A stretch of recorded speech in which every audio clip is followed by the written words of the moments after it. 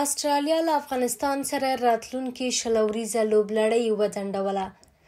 د استرالیا کرکټ بورډ اعلان کړی چې له افغانستان سره یې په راتلونکي اګست میاشت کې ترسره کیدونکې شلوریزه لوبلړۍ وځنډوله. یاد بورډ د ځنډولو لامل په افغانستان کې د ښځو او نجونو اوسنی وضعیت او په نړۍ کې د ښځینه د کرکټ وده په ګوته کړې ده.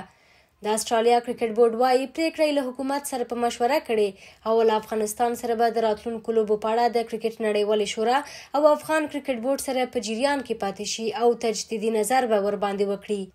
له دې داسې ښکاري چې د استرالیا کرکټ بورډ په خپلو ځینو پریکړو کې خپلواک نه دی او ډیر کله حکومت د خپلو سیاسي موخو لپاره په چارو کې لاسوهنه کوي.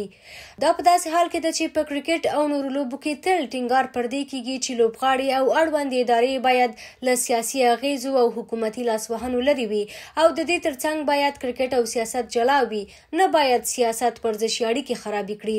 خو په دې وروستیو کې د پاکستان او هند او استرالیا او افغانستان په لوبو د سیاست اغیز لورایه ښکاري. استرالیا تر دې وړاندې په 2023 کال کې په افغانستان کې د سیاسي بدلون له امله ټیسټ لوبه او بیا 2023 کال په مارچ میاشت کې هیواد کې د بشري حقوقو د وضعیت له امله له افغان لوبډلې سره یو ورځنۍ لوبلړۍ لغوه کړې وه.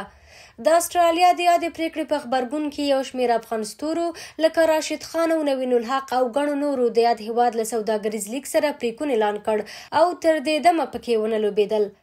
له بلې خوا په تیر نړیوال جام کې د استرالیا او افغانستان د لوبې پر مهال نوین الحق یاد هیواد ته پیغور هم ورکړی و چې اوس ورته بشري حقونه مهم نه دي بلکې 2 پوینټونه مهم دي. شنونکي وایي په ټوله کې د استرالیا دا پریکړه سیاسي ریښه او موخې لري. که یاد هیواد واقعا بشري حقونو ته ژمن وای نو په تیر نړیوال جام کې به هم له افغانستان سره له لوبې لاس په سر شوی وای او له هغې وړاندې به یې په 2022 کال کې په خپل کور کې نړیوال جام کې د افغانستان د ګډون مخه نیولی وای.